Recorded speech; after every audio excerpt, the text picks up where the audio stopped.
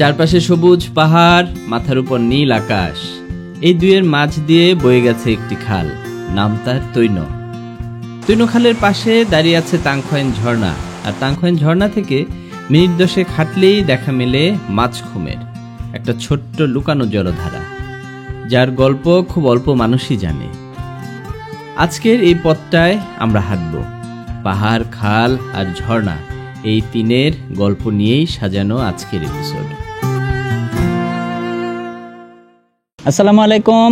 আছি বান্দরবনের আলীকদমে, দারুণ সুন্দর একটা গ্রামে, রায়তুমনি পাড়া। গত ভিডিওতে আপনাদেরকে বলেছিলাম, দুশ্রী বাজার ছিলাম, যে নতুন কিছু একটা দেখানোর চেষ্টা করব। আজকে সেই উদ্দেশ্য নিয়ে বের হয়েছি। দারুণ সুন্দর ছিমছাম একটা গ্রামে, আম গাছের নিচে, তীব্র রোদ, কিন্তু এখানে খুব ঠান্ডায় আমরা বসে আছি। উদ্দেশ্য হচ্ছে থাংকয়েন নামের একটা ঝর্ণার কাছে যাওয়া। ঝর্ণাটা আপনারা সবাই হয়তো চেনেন, আগেও গিয়েছেন, কিন্তু একটা নতুন জিনিস, আমার জন্য নতুন এবং আপনাদের অনেকের জন্য নতুন, সেটা দেখাতে চাই। সেটা হচ্ছে আমরা আজকে এই পাড়া থেকে একটা খালের পাশ দিয়ে যাব। এটা হচ্ছে তৈন খাল।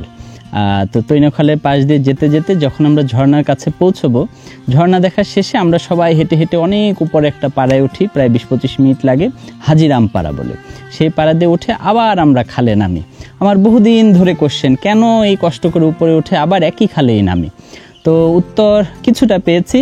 সেটা হচ্ছে নিচে একটা জায়গা আছে যেখান দিয়ে দুই পাশ দিয়ে পাহাড় সোজা উপরে উঠে গেছে, পাশ দিয়ে যাওয়ার উপায় নাই, এবং ওইখানে পানির ডেপথ অনেক বেশি, এত বেশি যে ওটা দিয়ে সাঁতার ছাড়া যাওয়া যায় না। এবং আমার স্থানীয় একজন আমাকে বলেছে সেই জায়গাটা তারা খুব রিস্কি ফিল করে, অতি প্রাকৃতিক কোনো শক্তিও নাকি সেখানে আছে। তো আমার খুব সেই জায়গাটা দেখার শখ। আমার ধারণা জায়গাটা দারুণ সুন্দর হবে। আপনাদেরকে নিয়ে আমি একসাথে সেই জায়গাটায় যেতে চাই। চলেন সুন্দর এই পাড়াটায় কিছুক্ষণ সময় কাটিয়ে আমরা থাংকয়েন ঝর্ণার কাছে যাই, ঝর্ণাটা দেখাবো, তারপরে নতুন সেই ঘুমটা একসাথে সবাই মিলে এক্সপ্লোর করার চেষ্টা করব। দুশ্রী বাজার থেকে মাত্র আধা ঘন্টা হেঁটে আসলেই দারুণ সুন্দর ছিমছাম পরিপাটি এই পাড়াটাতে চলে আসতে পারবেন। এই পাড়াটায় এসে একটা জিনিস আপনাদের সবার খুব ভালো লাগবে, সেটা হচ্ছে এই পাড়ায় একটা ছোট্ট খুব ছিমছাম দোকান আছে, যে দোকানে রুচির ঝালমুড়ি, চানাচুর সব কিছু আপনারা পেয়ে যাবেন। এই যে একটু পরপর দাঁড়াচ্ছি, এর উদ্দেশ্য হচ্ছে গল্প করা। এমন না যে খুব বেশি ক্ষুধা লেগেছে, একটু পরে সবাই একসাথে বসি, একসাথে গল্প করি, পাহাড়ি মানুষজনের সাথে মেশার সুযোগ হয়, এবং তারপর আবার সে হাঁটা শুরু হয়। এই গ্রামটা খুব সুন্দর, খুব পরিপাটি একটা গ্রাম। আমাদের বিশাল সব ব্যাগ নিয়ে আবার আমরা হাঁটা শুরু করেছি। সেই তৈনখালের পাশ দিয়ে হাঁটতে হবে। এখন এপ্রিল মাসের শেষ সপ্তাহ হওয়াতে খাল খুব শান্ত অবস্থায় আছে। বর্ষায় যখন আপনারা আসবেন, এই খালের পাশ দিয়ে যখন হাঁটবেন, খুব সাবধানে হাঁটবেন, কারণ এখন যেমন একটু উপরে উঠছি, কখনো খালের বুক চিরেই আমরা হেঁটে বেড়াচ্ছি পাথরের উপর দিয়ে, কখনো খালের পাশ দিয়ে হাঁটছি, দারুণ উপভোগ করছি। বর্ষায় আসলেও আপনারা নিঃসন্দেহে খুব বেশি উপভোগ করবেন, তখন হয়তো আরও অনেক বেশি সবুজ থাকবে, কিন্তু তখন রিস্ক ফ্যাক্টর কিন্তু বেড়ে যাবে। এই খালে, ছোট্ট চিকন এই খালটা তখন ফুলে ফেপে বিশাল এক দানবের রূপ নেবে, তখন খুব সাবধানে যেতে হবে। যদিও এই রায়তুমনি পাড়া থেকে আস্তে আস্তে হেঁটে গেলেও তাংখয়েন ঝর্ণা যেতে আধা ঘন্টা 40 মিনিটের বেশি লাগবে না, কিন্তু এই সুন্দর খালটা তো দেখতে অনেক সময় লাগে।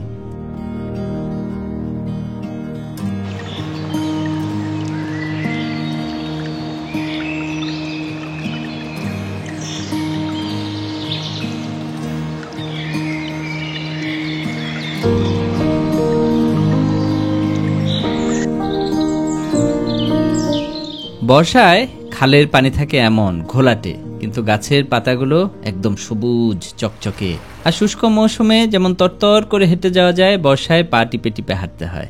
খালগুলো পার হতে হয় বাঁশের এমন ভেলায়। এই ভেলাগুলো সুন্দর, কিন্তু খুব অ্যাডভেঞ্চার হয়, কারণ এই ভেলায় 4 জন উঠলেই ভেলাটা মোটামুটি ডুবো অবস্থায় থাকে। লাইফ জ্যাকেটের কোনো ব্যবস্থা নাই, সুতরাং যারা সাঁতার জানে না তাদের পিলে চমকে যাবে। যা হোক, এই ভেলা পার হয়ে একটু উপরে উঠতে হয়। এই একটা জায়গা আমার কাছে একটু রিস্ক মনে হয়, যাদের হাইটোফোবিয়া আছে তারা ভয় পেতে পারেন। আর পড়ে গেলেও তেমন কিছু হবে না, খালে গিয়ে পড়বেন, সুতরাং সাঁতার জানা থাকতে হবে। আমি সাঁতার জানি, হাইটোফোবিয়া নেই, সুতরাং আমি তরতর করে চলে যেতে পারি। এই যে তৈনখালের শেষ অংশে তাংখয়েন ঝর্ণাটা দেখা যায়। একটা জিনিস মনে রেখেন, যতই তরতর করে যেতে পারেন, সাবধানতা অবলম্বন করতে হবে।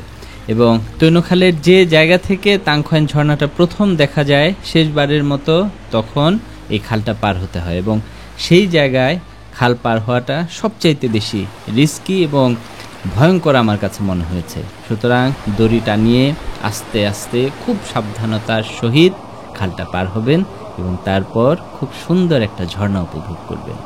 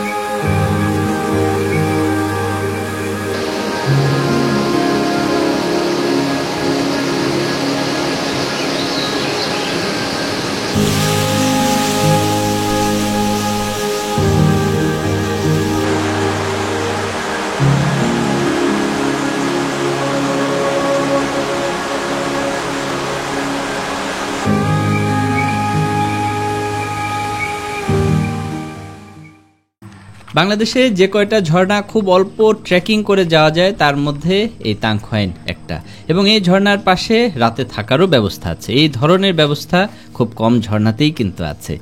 যাই হোক, আমরা এই ঝর্ণার পাশে ব্যাগ রেখে হেঁটে যাচ্ছি সেই খুমের দিকে। খুম তো আপনারা সবাই চিনেন, বাংলাদেশে খুব পরিচিত একটা খুম দেবতা খুম। এই খুমটাও তেমনই একটা খুম, কিন্তু এটা একটু কম পরিচিত।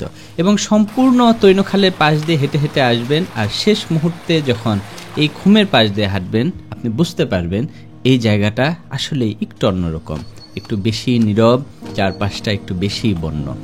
রিস্ক ফ্যাক্টর খুব কম, তবে বর্ষায় আসলে আপনাদের কষ্ট হবে। আমি বলবো বর্ষায় না আসতে। খুব সাবধানে আস্তে আস্তে আমরা এগিয়ে যাচ্ছি এবং এই রাস্তার প্রেমে পড়ে যাচ্ছি। আসেন একসাথে সবাই মিলে খুম এবং রাস্তাটা দেখি।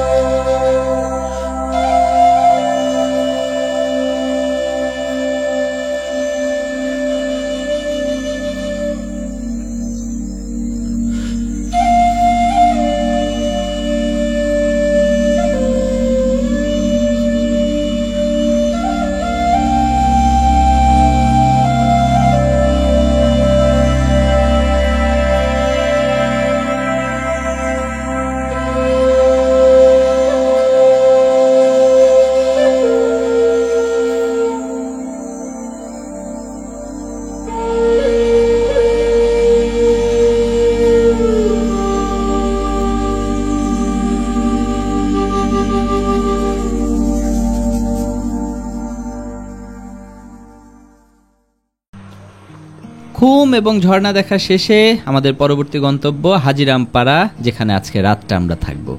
কিন্তু এই হাজিরামপাড়া একটা পাহাড়ের উপরে, হেঁটে হেঁটে উঠতে হয়, খুব কষ্ট। কিন্তু এই কষ্টটা অল্প সময়ের, মাত্র 40 মিনিট। একবার উঠে যেতে পারলে মনে হবে আপনি স্বর্গে আছেন। এত সুন্দর চারপাশ এবং এত সুন্দর এই হাজিরামপাড়া।